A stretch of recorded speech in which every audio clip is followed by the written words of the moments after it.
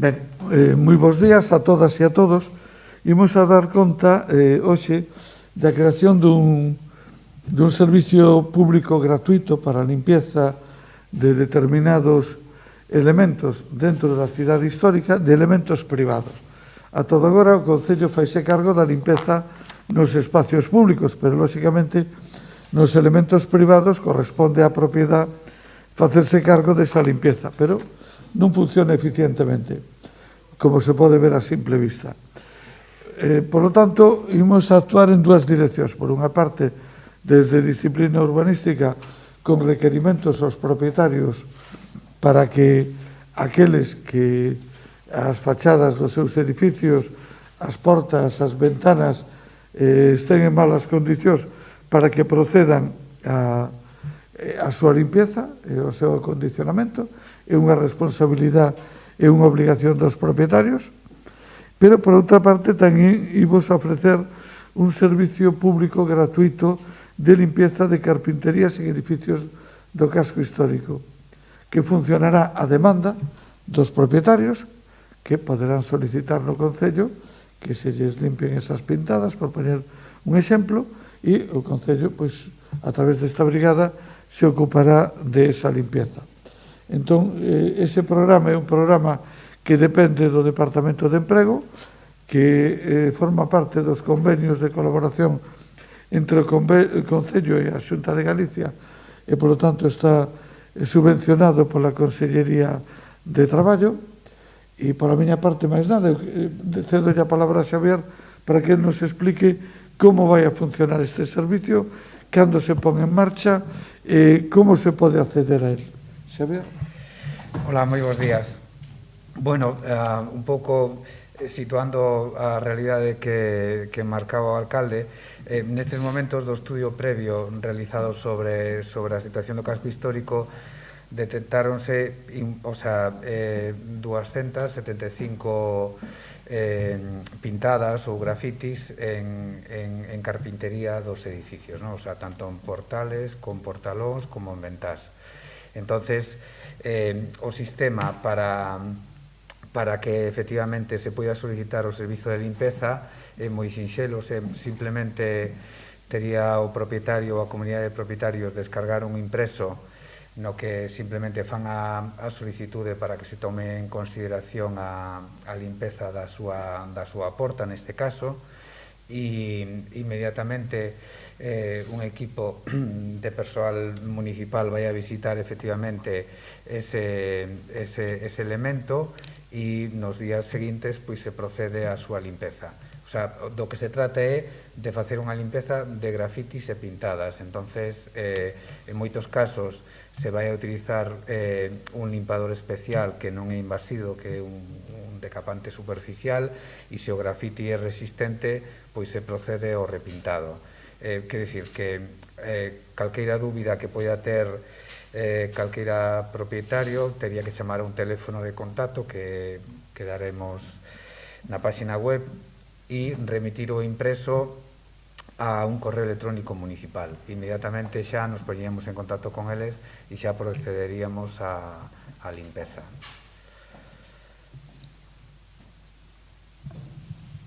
Que capacidade de actuación ten? Quer dicir, a cantas solicitudes podería responder? Porque, claro...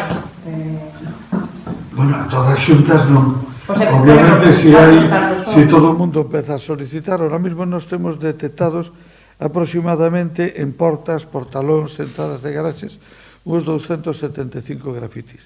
É evidente que se todos solicitan á vez, non se poderían atender todos á vez, pero a través dun proceso paulatino se irían atendendo todos. Se hai moitas solicitudes acumuladas, demorará un pouquinho máis, e se van máis espaciadas, pois non terán que demorar moito desde a solicitude. En calquer caso, a parte que é importante que tratarse de inmuebles privados, temos unha complicación importante para actuar desde a administración pública sin autorización da propiedade.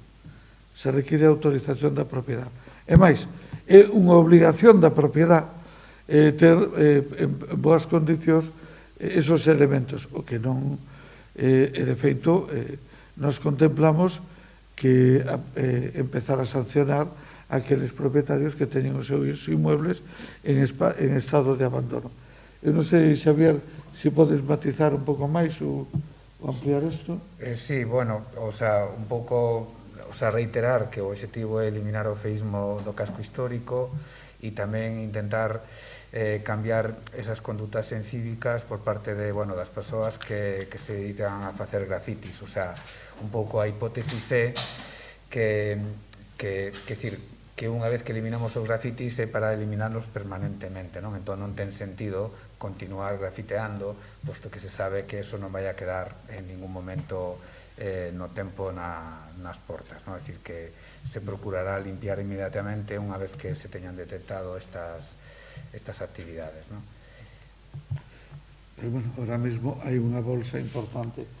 Cantas persoas van a acompañar esta brigada? Bueno, o equipo son 5 persoas. E canto tempo vai durar este programa? E como mínimo vai estar activo hasta marzo do ano que ven. Eu, antes de que te preguntes, Ana, Sí. anticipo as súas preguntas. Outro tema, que pasa cas vivendas, bueno, outros elementos que non se sepa quen é o propietario? Porque supoño que tamén haberá problema con eso, como... Non hai moitos inmuebles nos que non se saiba quen é o propietario, senón moitos inmuebles que a propiedade non ten un único propietario. Non son dos problemas que temos especialmente na cidade histórica, pero tamén na súa contorna, é de inmuebles que están ou en herencias por indiviso ou que están asignados a múltiples propietarios. De feito, detrás de algún dos problemas de ocupacións de vivendas que houve, pois, había que hai un propietario que ten o 4%, outro ten o 8%, outro ten o 12%, outro ten o 25%, e que de alguna maneira ninguén se responsabiliza dese inmueble. En este sentido, a previsión que establece a lei galega é que a lei de vivenda e tamén a lei de urbanismo, na lei do solo, é que se poida proceder á súa inscripción no registro de solares e a súa expropiación. É un dos temas que xo anunciamos públicamente, que é a nosa intención de proceder á recuperación da empresa municipal de vivenda e solo como instrumento municipal para actuar na promoción de solo, na promoción de vivenda protegida, pero tamén de poderlle asignar determinado tipo de funcións como sería a expropiación de estos inmuebles. O inmueble se inscribe no registro municipal de solares, a propiedade ten un plazo de 2 anos para poñelo en marcha. Se en 2 anos non o pon en marcha, queda habilitada a figura da expropiación forzosa. Que sucede? Que para levar isto a efecto necesitamos un instrumento. Por eso, imos a recrear novamente a empresa municipal de vivenda e solo, e unha das súas funcións será que o Concello lle poida encomendar esa misión, é dizer, unha vez completado o proceso de 2 anos de inscripción no registro municipal de solares, aqueles inmuebles que non se desenvolvan, a empresa municipal se ocuparía da súa expropiación, da súa rehabilitación e da súa licitación e da súa venta posterior. Nos casos que se vaya a vender ou se se asigna outra finalidade, de darle cumplimento á finalidade que se lle asigne. Pero efectivamente, un dos maiores problemas que temos moitas propiedades que están herencias por indiviso e en moitos casos que unha parte importante ou incluso todos os heredeiros non residen en Santiago. Temos moitas vivendas. Eu me acordo de unha que estaba ocupada en San Pedro, que aquilo era un problema. A propietaria mayoritaria, unha señora maior que residía en Madrid, outros en Sigüeiro, outros en non sei onde. É que temos un problema e temos un problema con un número importante de inmuebles en condicións dese tipo.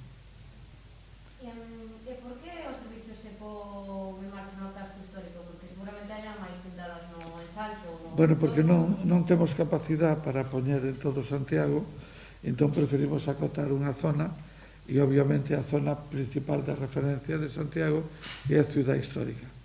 Se tuviéramos máis medios, ou se vemos que os medios que temos para a ciudad histórica poden acometer máis misións, nos plantearemos a hipótesis de poder ampliálo a outras zonas.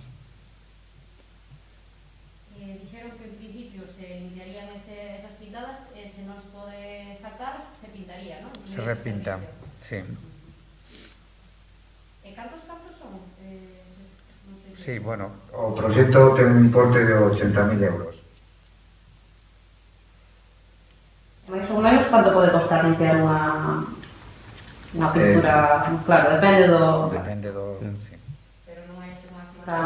Bueno, normalmente o metro cuadrado suele estar en torno a 10 euros aproximadamente. Bueno. Pois xa está. E cando se pode empezar a recitar? A partir de que se publique a nota de hoxe, o sea, a partir do lunes. A partir do lunes.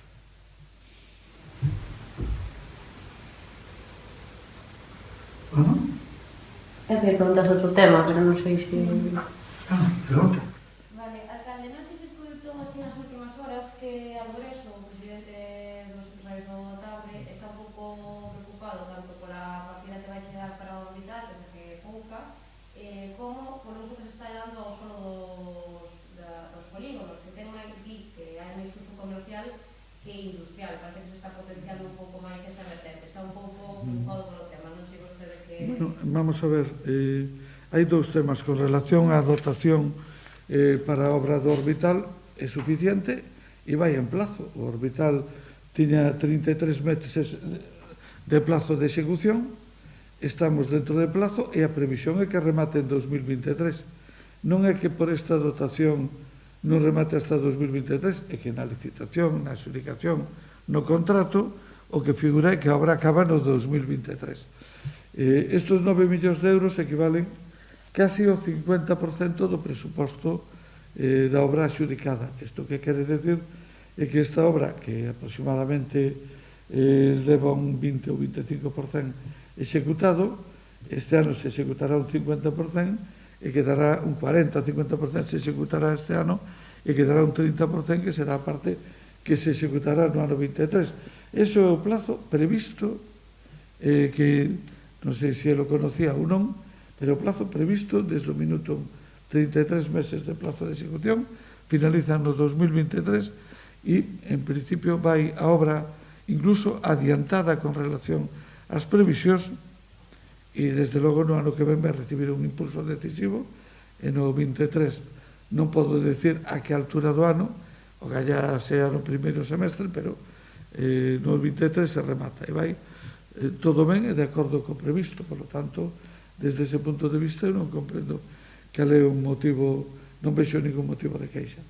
O segundo tema que plantexa é máis delicado. Eu entendo que isto é unha cuestión de demanda. A todos nos gustaría que houbera máis implantación de industrias productivas nos parques empresariales, pero a demanda ahora mismo non é esa. E, desde logo, ese é un tema, en todo caso, a falar coa administración competente, que é a Xunta, que é a propietaria do polígono da Sion, ya que o que se está a desenvolver en este momento, e é un tema do que teño que dicir que xa na miña época de parlamentario plantexei moitas veces esta cuestión, e é que teríamos que tomar exemplo do modelo portugués, que é completamente distinto dos nosos. Os portugueses fan polígonos industriales como quen fai carreteras. É un servicio e o obxectivo non é recuperar a inversión coa venta das parcelas, sino o obxectivo é a captación de empresas. E entón, isto fai que nas súas negociacións sean moito máis flexibles que nós. É certo que por parte do Instituto Galego de Vivenda e Solo, da Xestur, que son os propietarios e xestores do polígono, se adotaron medidas de flexibilización. Pero a vista dos resultados, pois é probable que esa flexibilización se quede corta con relación ao que está pasando, por exemplo, no norte de Portugal, onde o crecimento de implantacións industriales é espectacular. Non teño aquí o móvil, E ainda me mandaba hoxe pola mañá José María Costa, o exalcalde de Viana, dos proxectos nos que eu estivera colaborando con el, que se acaba de firmar o último con unha empresa que vai a crear 350 postos de traballo. E eu decía, bueno, unha empresa industrial, claro. E te importaría decir a ver se me poden baixar o móvil? Porque digo che que empresa é. Pero, claro, e iso é un cambio que hai que facer. Se deron pasos importantes, sin lugar a dudas, pero hai que dar máis pasos. É que en Portugal eles non se plantexan recuperar o investimento. Eles o que se plantexan é que o objetivo dese investimento industrial é que unha empresa se instale ali. E, por lo tanto, a esa empresa lle ofrecen contratos de aluguer a longuísimo plazo e a precios moi baratos. Eu mesmo estuve presente en negociacións de 6 céntimos o metro cuadrado de aluguer e 25 anos para facer efectivo o pago. Bueno, claro, esos son condicións que nós temos que intentar replicar en Galicia, senón o tecido industrial se concentra no norte de Portugal. Eso é unha realidade e é un problema. Eu mesmo yo plantexei ao presidente da Xunta na entrevista que tuvemos precisamente cando tomei posesión. É un dos grandes retos que temos. De feito, eu me lembro que no Parlamento propuxera que os parques empresariales a xestión pasara a Consellería de Industria. Precisamente por eso. Precisamente por eso. Deixame ver que empresa era. Claro, eu estou vendo con dolor e preocupación como en Galicia cerran continuamente empresas. Deixame ver, José María, que me di. Aquí está. Unha nova unidade industrial Borg-Warner para a produción de motores eléctricos e híbridos. 350 postos de traballo. Claro, ao mellor esos motores eléctricos e híbridos van para o montaxe de coches en Citroën en Vigo, seguramente. Pero a fábrica se monta en Viana. E os portugueses están competindo con nós en 4 temas que nós non estamos competindo. Suelo, convenios fiscales a 10 anos, preparación do personal e licencias pres en 15 días. Non é algo que eles non saiban, porque sean máis listos que nós, non. Esas 4 cousas o que habría que ver é como se pode facer para que en Galicia se poida aplicar, porque eso en Galicia é inviable. Repito. Agora que todo moito máis farragoso, por eso... Sí, os trámites medioambientales, os procesos os alongan moitísimo. Entón, eles, en cambio, nos polígonos industriales, o trámite medioambiental o dan por resolto. Quer dizer, porque senón sería imposible. Entón, son 4 pezas. Solo precio a negociar, condicións de pago a negociar, todo a negociar, non é un impedimento, licencia en 15 días, convenio fiscal a 10 anos. Aquí é máis complicado porque a xestión tributaria é general do Estado e, por lo tanto, ten algunhas dificultades a maiores. E logo había un tema tamén moi importante con relación á formación do personal. Quer dizer, eles a través do tema dos institutos politécnicos, que son como universidades politécnicas, pois envían a viña digital decía que necesito e automáticamente se organizaba ese curso na Politécnica para formar o personal que, por certo, a continuación entraba directamente a traballar en digital, por poñer un exemplo que coñezo. E agora aquí no polígono un pouco que reparto temos industria suelo comercial? Non, hai industrias de logística, de distribución, hai comercial, efectivamente, pero hai moi pouco de fabricación, de produción. Unha fábrica de motores eléctricos, pois non hai fábricas de motores eléctricos aquí, non veñen aquí. Estamos tendo industria tecnolóxicamente avanzada, é dicir, nos sabemos de determinadas empresas de alta tecnoloxía que se van a implantar nos próximos meses en Santiago, pero non son empresas de produción industrial, sino que son empresas de xestión, non son empresas de produción. Bueno, iso é unha reflexión que excede o marco local e que aí comparto moitas cousas co que dixo Álvarez.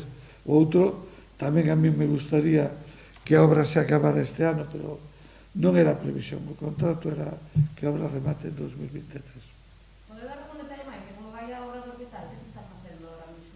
Ahora mismo se está facendo a obra do orbital, estáse facendo a conexión entre a autovía de Lavacolla, a autopista AP9 e o vial que xa está construído dentro do polígono da Xionlla. Ahora mismo se fixo o desmonte de terrenos, se está botando a base para poder construir a estrutura encima deso. Por lo tanto, a obra eu creo que vai francamente ben desde o punto de vista constructivo. Ahora, a fecha de remate é o ano 2023, que é tamén a fecha de remate da autovía Santiago-Lugo, que é outra reivindicación moi importante para o parque empresarial, porque iso o que nos vai permitir é que é un parque empresarial que ten acceso a Nacional 550, a autovía de Lugo e a autopista do Atlántico. E a través da autopista do Atlántico e da autovía de Lugo queda conectado coa Transcantábrica, con todas as redes de comunicacións. A verdade é que o polígono queda nunha situación envidiable. Mentras tanto, temos un grave problema, que é que temos un polígono moi grande, que é así enorme, que é a Xionlla, colgado nun polígono pequeno que é Costa Bella. É dicir, os seus coches que van a Xionlla entran e salen por Costa Bella. Costa Bella ten uns accesos para un polígono de 395.000 metros cuadrados, que é a superficie, pero sobre esos 395 lle colgamos 1.400.000 máis, é dicir, 4 veces máis. A previsión do polígono da Xionlla é que a súa conexión sea a través da AP9 e a través do periférico e a través da autovía de Lugo. Pero esa conexión non está operativa, porque se inaugurou o polígono en 2011 sin esa conexión, e a que se está construindo neste momento. A zona está bastante colapsada. Claro, non pode ser de outra maneira. Se ti colgas unha cousa moi grande de outra moi pequena, eso non funciona. Pero o problema foi que este periférico que estaba previsto construir no ano 2011 que houbera quedado parado hasta ahora, porque a previsión está aprobada desde novembro de 2011. Pero desde novembro de 2011 pues, é agora cando se está facendo. En a Xionlla non ve vostede que sexa necesaria unha ampliación, porque Álvarez tamén decía, se todo o terreo está ocupando o sector o suelo comercial, quizá había que ir pensando en ampliar a Xionlla para dar cabida a futuros industrias que poden vir. É que probablemente, eu dixen tamén, eu creo que imos a ter que empezar a pensar na ampliación da Xionlla, aparte de que na Xionlla hai un tema do que hai que falar con unha empresa moi importante en Santiago que é Finsa, porque na Xionlla ahora mismo os 2/3 do terreno que está sin edificar son de Finsa. Finsa é a propietaria dos 2/3 aproximadamente do terreno de Finsa. Do terreno que saliu a promoción pública ahora mismo está ocupado os 2/3, ou ocupado ou vendidas as parcelas, queda 1/3 aproximadamente da parte, digamos, pública. Queda a parte privada, que fundamentalmente é Finsa, que haberá que ver os proxectos de Finsa cara ao futuro, se necesita manter esa parte ou se está aberto a outros proxectos. Ahora mesmo quedan, se non me equivoco, 250.000 metros cuadrados de parcelas sin vender, que non é unha cifra pequena, porque falo de parcela neta. Quedan 250.000 metros sin vender. Ora, indudablemente, imos a ter que empezar a pensar en ampliacións do solo industrial.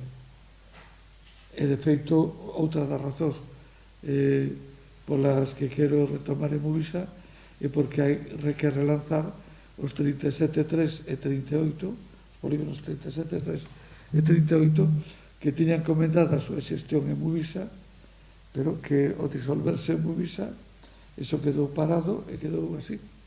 Que son os polígonos 37? Non tiñen outro nome? Bueno, o polígono 37.3 é o que sigue a Finsa, é a continuidade de Finsa, e o 38 é o frente de Finsa. Son polígonos que estaban encomendadas a súa xestión a empresa municipal en Movisa e que ao disolverse, pois a iniciativa privada non seguiu adiante e a iniciativa pública desapareceu. O sea, ahora mesmo que son públicos esos terrenos? Ahora mesmo esos terrenos, pois hai xestas, hai toxos, e son de propiedade privada. O que non hai é ninguna industria instalada porque non se desenvolveron. Quedaron parados. Isto está como quedou hai 10 anos, no ano 2011. Eso sí, con un plan parcial aprobado, que é importante, con un plan proxecto de urbanización aprobado, que probablemente non sirva a día de hoxe, porque habría que actualizar precios e unha serie de cosas, en fin, hai que retomarlo. O temos claro, é unha das encomendas que tiñamos previsto facerlle a empresa Movisa. Algo máis? Bueno. Sí, Ramón de Ondacero. Quería preguntarlle ao alcalde pola solución no muro do Pombal onde se instalou unha verxa xunto ao muro, porque hai moitas opinións respecto a se é o máis aceitada. Donde se instalou? Unha verxa xunto ao muro. Unha verxa? Unha parte privada, dixe. Non vexo unha verxa. Hai un muro de contención que se construiu na parte de abaixo. Non me dou conta cal é a verxa. A continuación, o que queda no terraplén este, non sabes? Este trocito que quedou aquí. Vamos a ver, hai unha parte que é pública que está pendiente de que salga a licitación o proxecto municipal. E hai unha parte privada que queda entre a parte pública e a parte onde se fixa o muro de contención abaixo, que eu entendo que eso non é unha solución definitiva. Me informarei ben, pero non me parece que poida ser unha solución definitiva, sin prejuicio de que ahora mismo o problema principal que había, que era o problema de risco de desprendimentos, me parece que ahora mismo co corte do arbolado ese problema non debe de existir, a lo menos como unha amenaza, pero bueno, me informarei ben dese tema. Algo máis? Bueno, pois que teñades un bo día e un bo fin de semana.